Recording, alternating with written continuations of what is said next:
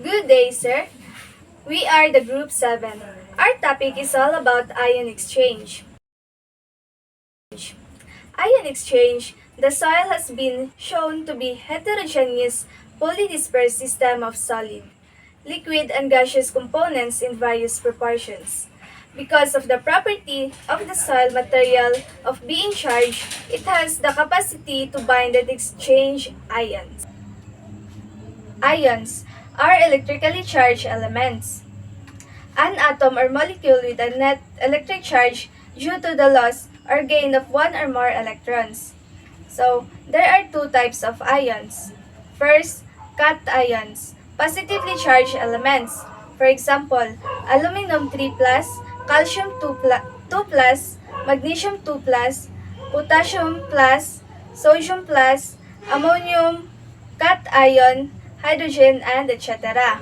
Second, the anions are negatively charged ions.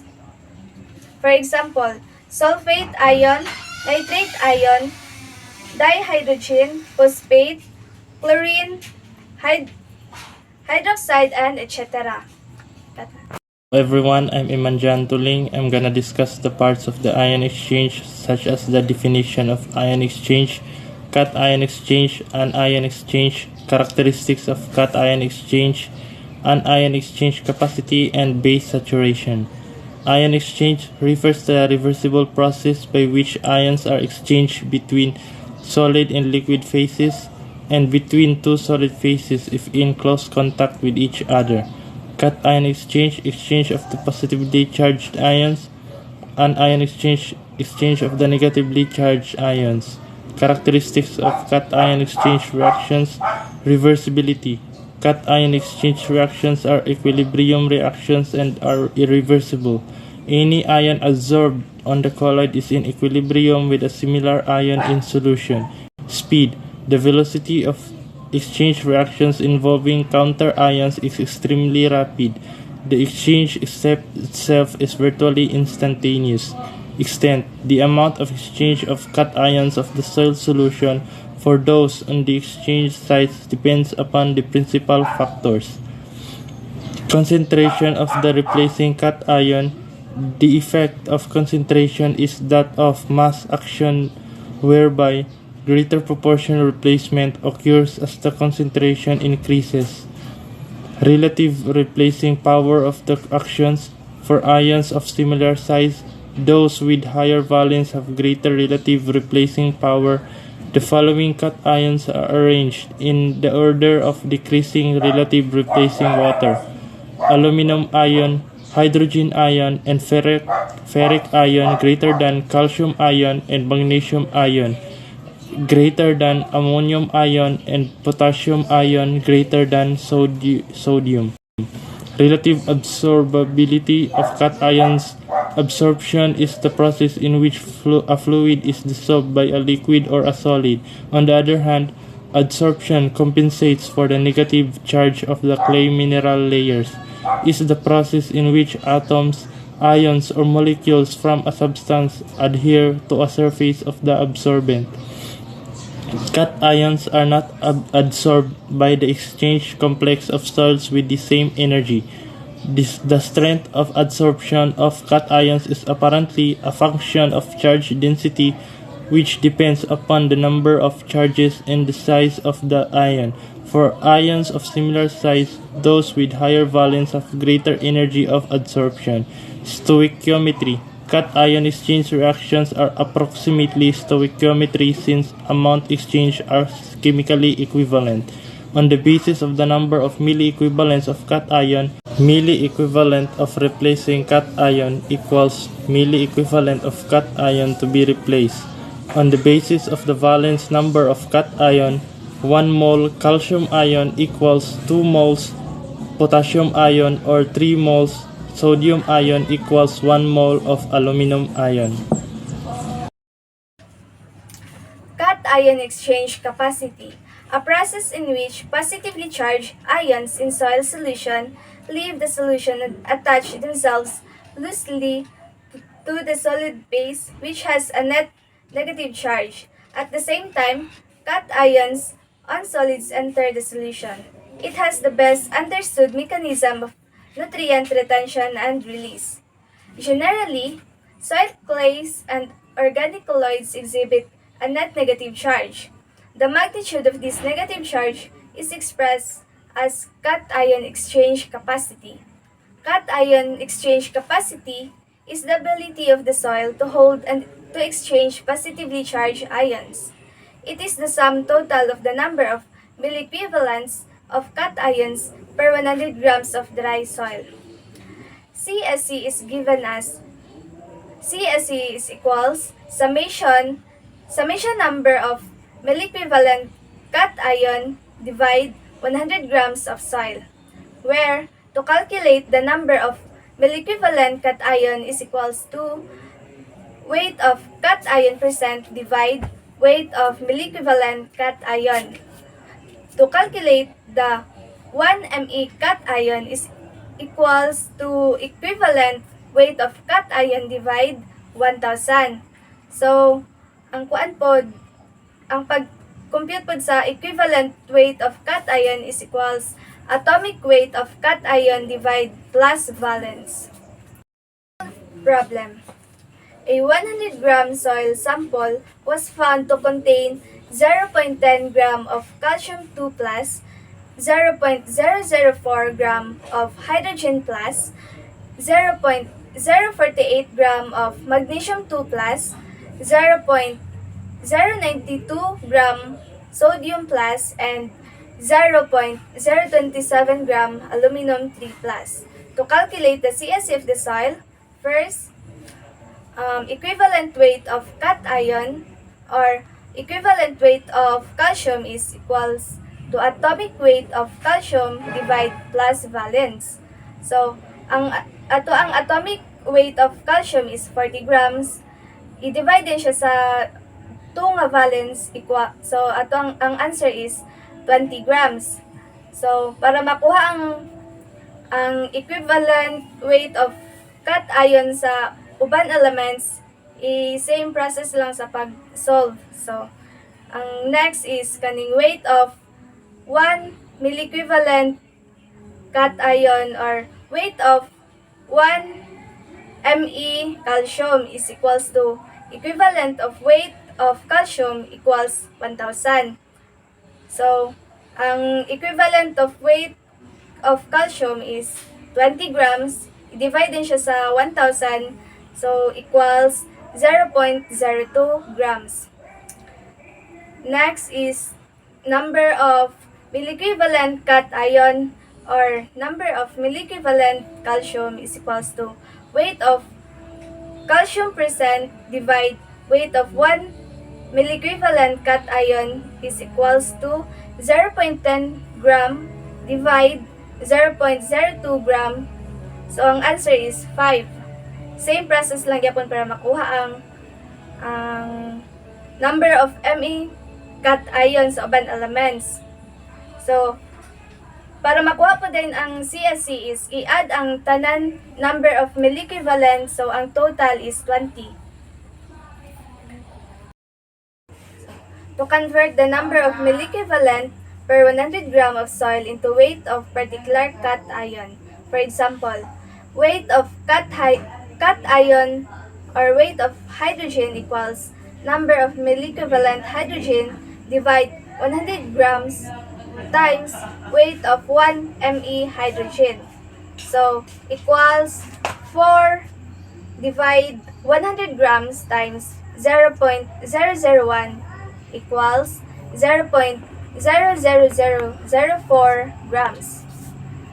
So, ano to siya?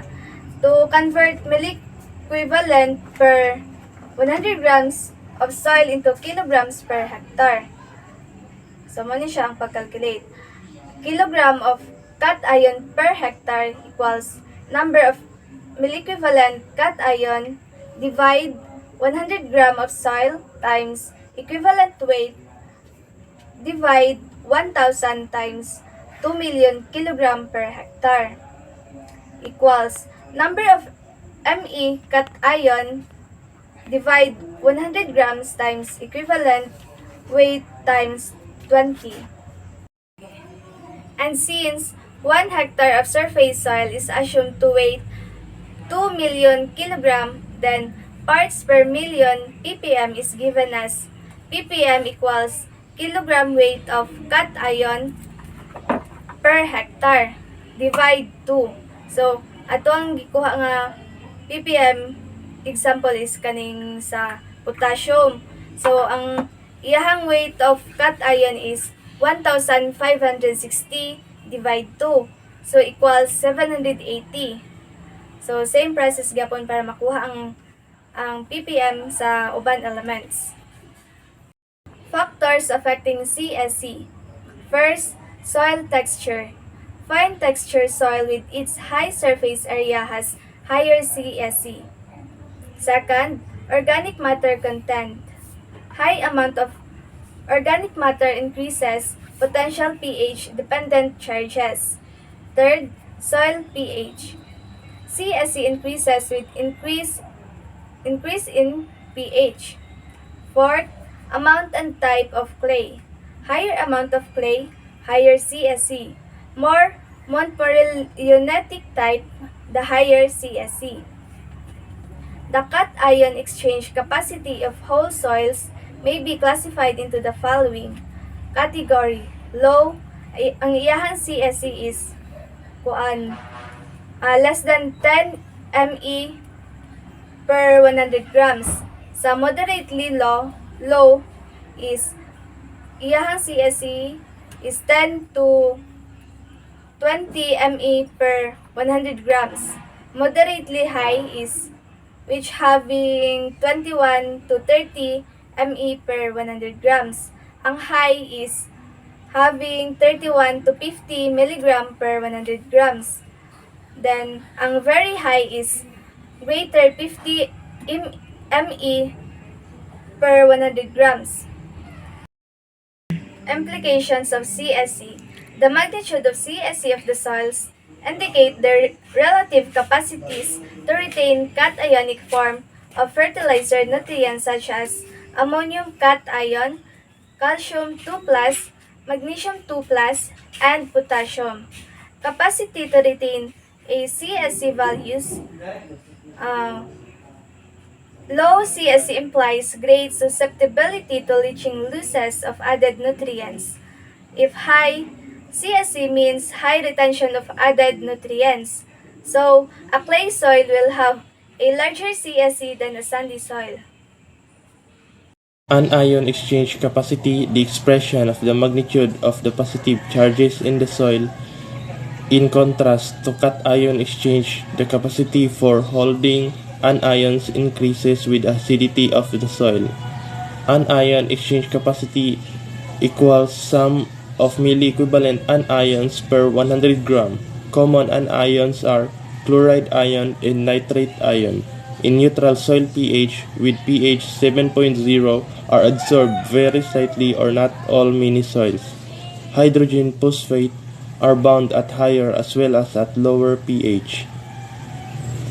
Negatively charged analyte anion attracted to positive surface anion exchanger stationary phase particle.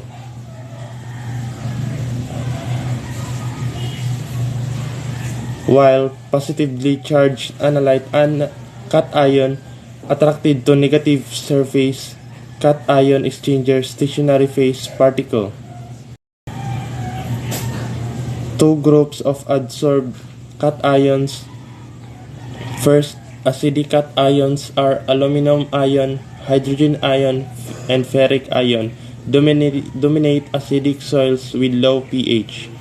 Second, basic cations are calcium ion, potassium ion, magnesium ion, and sodium ion. Neutralize soil acidity. Base saturation refers to the extent at which the soil capacity of the soil is saturated with bases. It is represented as percent base saturation equals number of milli-equivalent bases per 100 gram times 100 then divided by cation exchange capacity. Percent base saturation equals cation exchange capacity number of milli-equivalent acidic cations per 100 gram times 100 then divided by cation exchange capacity. Here we have a sample problem. A 100 gram soil sample was found to contain 0.10 gram of calcium ion, 0.04 gram of hydrogen ion, 0.048 gram of magnesium ion, 0.092 gram of sodium ion, and 0.027 gram of aluminum ion.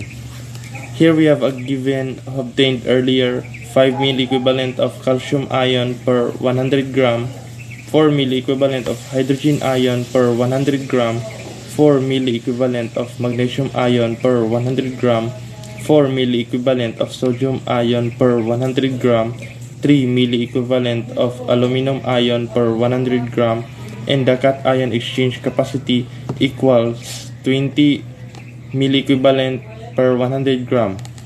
Calculating the cation exchange capacity of the soil, percent base saturation equals number of milliequivalent bases per 100 gram times 100 then divided by cation exchange capacity. Percent base saturation equals 5 milliequivalent of calcium ion plus 4 milliequivalent of magnesium ion plus 4 milliequivalent of sodium ion per 100 gram times 100 divided by 20 milliequivalent of cation exchange capacity per 100 gram. Percent base saturation 13 milliequivalent sum of the milliequivalent of the ions per 100 gram times 100 divided by 20 milliequivalent per 100 grams equals, so percent base saturation equal 65%.